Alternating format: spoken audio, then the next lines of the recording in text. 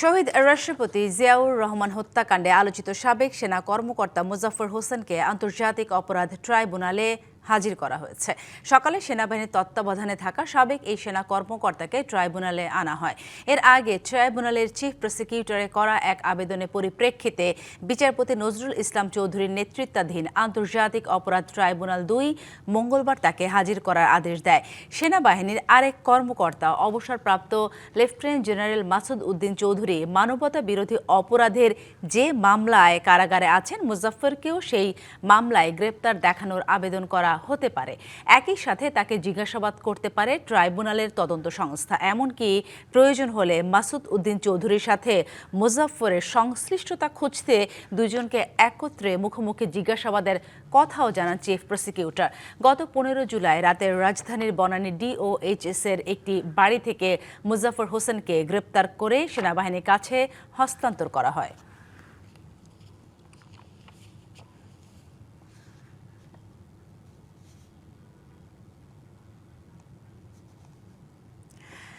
দর্শক, এই ব্যাপারে জানাতে ট্রাইব্যুনাল প্রাঙ্গণ থেকে যুক্ত হচ্ছে সহকর্মী নাজমুল হুদা। নাজমুল, মুজাফফরকে তো ট্রাইব্যুনালে হাজির করা হয়েছে। ট্রাইব্যুনালে আজকের কার্যক্রম নিয়ে কি তথ্য আছে আপনার কাছে?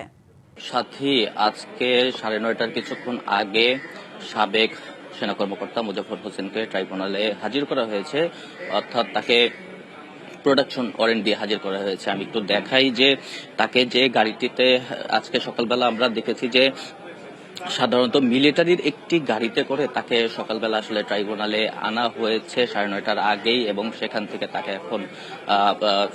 এখনো ট্রাইব্যুনালে তোলা হয়নি, কারণ হয়তো 11টা বা 11:30 নাগাদ ট্রাইব্যুনালে কার্যক্রম শুরু হতে পারে। শুরু হলে তাকে আসলে ট্রাইব্যুনালে এজলাসে তোলা হবে। এবং আজকে মূলত প্রসিকিউশন যেটি আমাদেরকে আগে জানিয়েছিল যে এই মুজাফফর হোসেন, যার সঙ্গে মানবতা বিরোধী অপরাধের মামলার আসামি মাসুদ উদ্দিন চৌধুরী, যিনি 111-এর অন্যতম কুশীলব বলে বলা হচ্ছে, এবং তার সঙ্গে এক ধরনের যোগ সাজশ ছিল দীর্ঘ 16 বছর, অর্থাৎ 111-এর পর থেকে গণঅভ্যুত্থান পর্যন্ত সময়ে একটি ছদ্মনাম ব্যবহার করেছিলেন, জন্ডো ছদ্মনাম ব্যবহার করে আসলে এই যে মুজাফফর হোসেন, তিনি নিয়মিত মাসুদ উদ্দিন চৌধুরীর সঙ্গে যোগাযোগ করেছিলেন।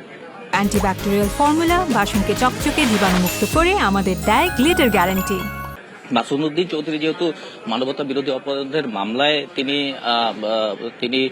তার বিরুদ্ধে রয়েছে, সেক্ষেত্রে এই বিষয়ে তদন্ত সংস্থা আন্তর্জাতিক ট্রাইব্যুনালের তারা তদন্ত করে দেখবেন আসলে মাসুদ উদ্দিন চৌধুরীর সঙ্গে তার কি ধরনের যোগসাজশ ছিল, তার সঙ্গে কি ধরনের কথা আলাপচারিতা হয়েছিল মুঠোফোনে, এবং তিনি দীর্ঘদিন ধরে ছদ্মনামেই তার সঙ্গে যোগাযোগ করেছেন। এছাড়া মুজাফফর হোসেন বিভিন্ন সময়ে যে ভারতে গিয়েছেন এবং বাংলাদেশে এসেছেন, সেই সব বিষয় সহ যাবতীয় বিষয়গুলো আসলে তদন্ত করবেন।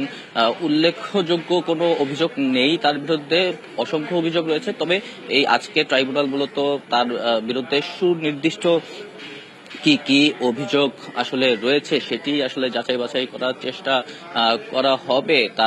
তার এই বিগত যেই সময়ে তিনি কিন্তু মুজাফফর হোসেন ব্যাপক আলোচিত, কারণ জেনে থাকবেন যে শহীদ প্রেসিডেন্ট জিয়াউর রহমান হত্যাকাণ্ডের সঙ্গে তার সংশ্লিষ্টতার কথা রয়েছে।